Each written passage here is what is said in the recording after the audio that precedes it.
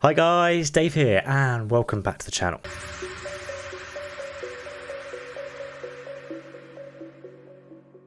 So recently an old school friend of mine has reached out to me and basically explained he's found his old Pokemon card collection. Now that is music to my ears. As I understand it, he's not too interested in getting back into the hobby, but more so to try and sell some of his collection off to make a bit of money. He's recently sold his base set Pokemon card collection to a local store near us called Clutch Cards.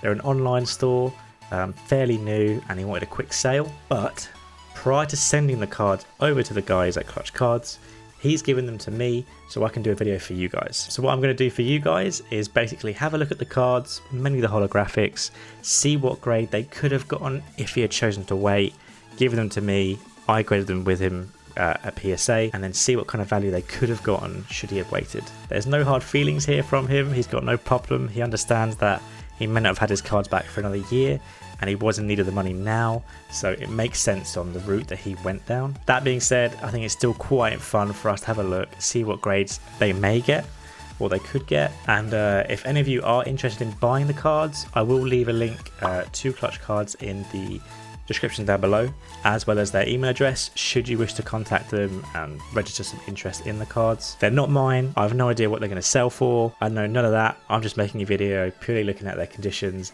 and seeing what PSA grades I think they're going to get. Anywho, without further ado, let's jump into looking at the cards. So I'm going to go in order, I think, with these holographics, and just to clarify, I do have the rest of the set just here, but it's all boring stuff. No one cares about that stuff really, maybe some other rares, but it's the holographics we care about today.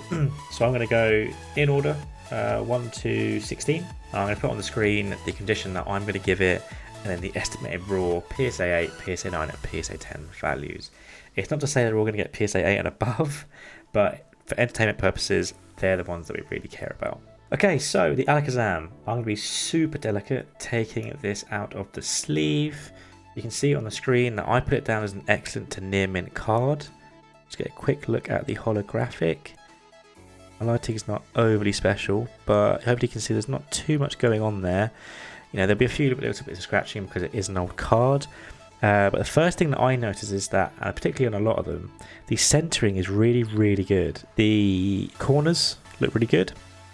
If I just flip it to the back real quickly, again, the exact same deal. The centering looks really good. Maybe a little bit whitening on this bottom corner if you can see that. But other than that, these cards look really, really, really good. Okay, so back in the sleeve, because it is not my card and I don't want to ruin it. I put it down excellent to near mint, which right now is £30 estimated raw price. You can find it cheaper, you can find it more expensive. I just went right bang in the middle as a good value to what I think I would pay.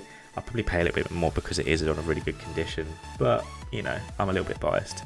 Okay, Blastoise, big boy Blastoise is up next. Let's gently get this out the sleeve.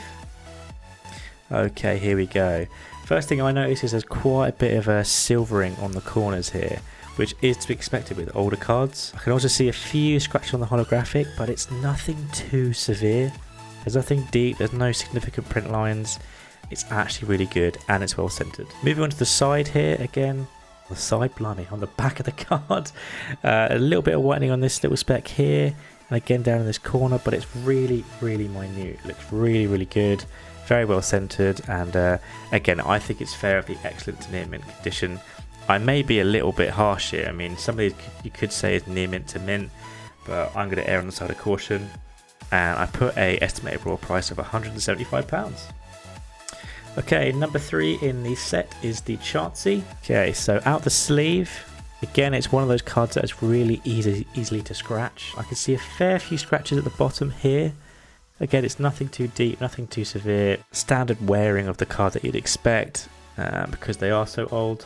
But again, the centering's not too bad. A little bit left to right if I'm being real picky, but nothing severe. And then on the back of the card, I can see a little bit of sort of, I think where it's been in the binder perhaps, but nothing too bad. If anything, I think that's just the lighting actually. I don't feel any bumps on the card, and again a little bit of whitening but very, very minimal. I put this down as near mint to mint, which I'm probably being a little bit too nice here. I'd probably say it's actually excellent to near mint, but the prices that I found for a near mint to mint copy is about £35 estimated raw, so not too bad. Okay, big boy Charizard. This guy, I've got to say, I did do a quick pre-check on these cards before I recorded this video, and this guy looks as the best conditioned card there is, and I've got to say, that's the one you want. I don't care who you are, if you're a Blastoise fan or what, this is your money card. This is the one that looks the best on your shelf. This is the card that you want in the best condition. So real quick, I can see a marginal amount of shine on the left hand side here. A little difficult to pick up on this camera, but you can just about see it there. The centering looks really, really good. The holographic looks really, really good. I can see minimal scratches, no print lines. It looks fantastic. Back of the card, centering looks pretty spot on, which is ridiculous. I actually see no whitening on this card, which is ridiculous. I actually see no whitening, which is mad. Estimated raw price, I put down about £600. So if you were to go on eBay and other markets, you would find some at going for 150, 250, 500, 800. It's all down to the condition. The best condition Charizard that I saw sell raw was about £750. So they're expecting it to get a PSA 9 or higher.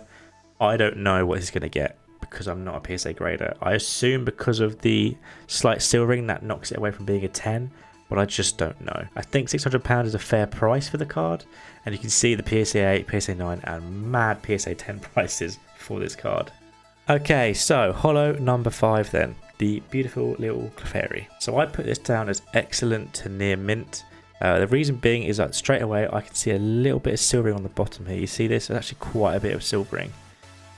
Other than that, and again on the side here, the corners look good, the centering looks good, and the holo, it's actually not too bad. A few little scratches here and there, but again, nothing deep, nothing severe, no bends, nothing crazy.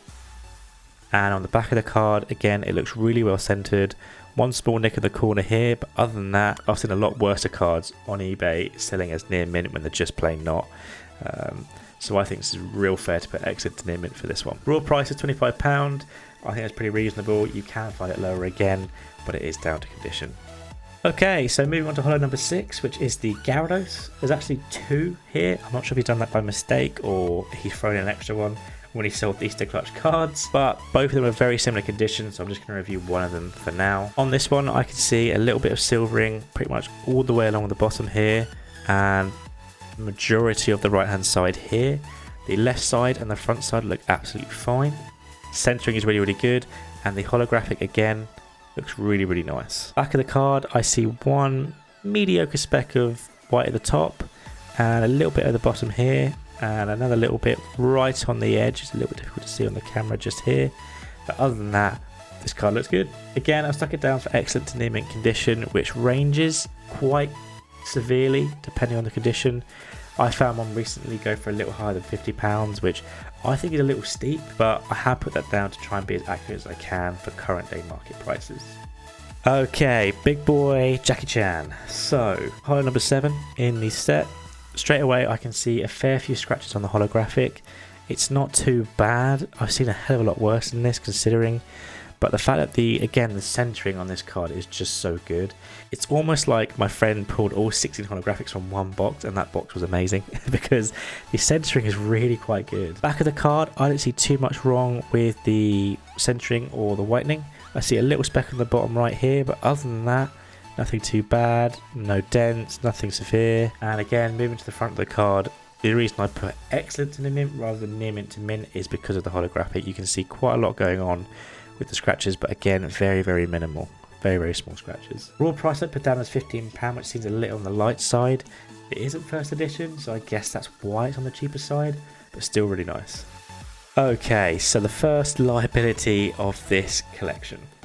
This Machamp First Edition is not in the best of conditions in my opinion. I can see a little bit of whitening on the side, which isn't too bad. Holographic, yeah, it's fine. I don't see too much going on with it. A few scratches maybe in the middle, but nothing too bad. When I move it onto the back of the card though, I see a fair amount of whitening going on. So top of the card I see quite a lot right along. You can see it's not actually straight, there's a few little bumps and nicks from the whitening. And again on the bottom, the two corners have quite a bit of whitening going on as well. It's not severe, it's probably harsh to say that it's moderately played, but Me being me, I wouldn't put it up for sale for less than that condition. It's hard to find a accurate raw price for this one because there's just so many going through the market. They're just so common. However, I put it down at about £7.50, which I think is fair. Holo number 9 then is the Magnaton. So just similar to the others, there's a few scratches in the middle of the holographic here and a little bit on the side. Centering's really good, as are the corners. Moving on to the back of the card, I can see something funny going on here, just above the P here. I'm not sure what that is. It's a little bit embossed and there's a little bit of whitening on the backs here. So in my opinion, you know, it's at least moderately played, if not heavily played, just because of what's going on here. You can see it on the camera. It's very, very weird. It's like it's always had like a drop of water or something has gone onto it, but not damaged it enough. Other than that though, the card's fine. It's a really good binder card in my opinion because the front looks so good. So again, I put it down for £7.50 because it is difficult to get an accurate price for this one. Holo number 10 is the Mewtwo, which is one of my favourites. So first thing that I see on here is right at the bottom is some silverware that's actually lipped the card. So it's not just on the edge, it's actually slightly onto the yellow corner. Centering's really good though, the holographic doesn't look too bad either. It's hard to see the scratches because of this lighting, but I do see one or two right in the bottom corner here, which is very difficult to bring out on this camera. Moving on to the back of the card, excuse me, I've got a little bit of whitening just at the top, and I can see a little bit on the bottom corner. It's not too bad though, it's not too severe. I may be a little bit harsh here saying lightly played, but I think that's more than reasonable to consider it that. Again, prices, I put down at £10 because I think that's fair. Holo number 11 is the beautiful Nidoking, Giovanni's big boy Pokemon. So this one, straight off the bat, I can see on the holographic a little bit of scratching just like the others. It's a running theme because the card's so old. And again, on the right hand side, I can see a little bit of whitening, a little bit of shine from the holographic, but nothing too crazy in my opinion. Other than that, centering's really good, corners look really good. Yeah, a really nice card from the front. Moving on to the back, I see absolutely nothing wrong except one small speck at the top and one small speck at the bottom. Other than that, this card looks really, really good. I think it's fair to give it excellent to near mint, which again, I put down at £30 estimated raw price. Holo number 11 is the Ninetales. So, quite difficult to find the scratches on this one. I didn't see too much wrong with the holographic at all. It is quite dark and it is a little bit difficult to see, but I can't see much going on there.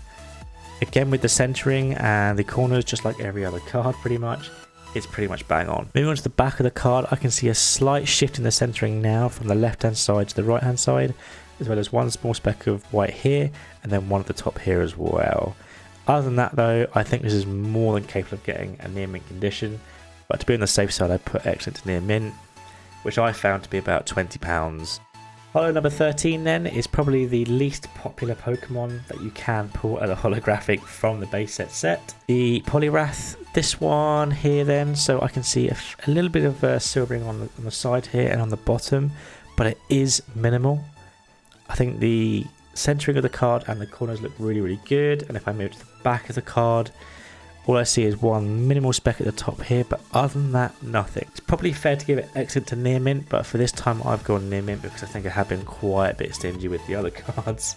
And I found the estimated raw price of about £20, which is actually the going rate because it's not the most popular card that you can get.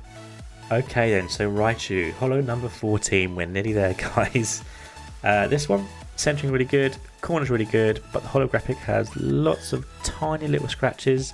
It's hard to tell if that's scratches or if it's actually part of the holographic. I think they're very minimal scratchings, but it's nothing you would notice in a binder or under normal lighting. And if I move to the back of the card, it's really well centered, corners are great, a minuscule dot of white at the top here, but I think it's really fair to give this one near mint. Again, I've been a little bit stingy with the other cards, so I've been a bit fairer on this one, and the estimated raw price that I could find that was reasonable was £30. Okay, moving on to the gorgeous green blob. So, the Venusaur, holo number 15. This one, similar to the others, my broken track at this point. The centering looks really good, the corners look really good from the front, as does the holographic. I see very little going on here, and if I move to the back of the card, I do start to see a slight shift on the centering, which I don't think would affect the PSA grade in my opinion. I do see a little bit of whitening at the bottom here, but it's so minute. I think I'm being real harsh giving this excellent to near mint. It should really be near mint condition, but for what I found for an excellent to near mint range, more so than near mint range, was an estimated raw price of about £150.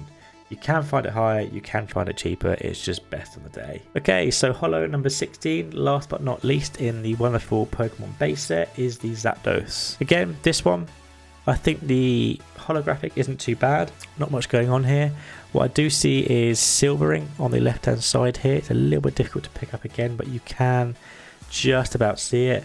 And a little bit on the right hand side as well. Moving to the back of the card, the only thing that lets this down is this bottom left hand side left corner. So if I just move this up to the camera a little bit, you can see the whitening that's going on. It's not too bad, it's just slightly lipped the corner, the edge of the card, which for me, I would put that down as lightly played.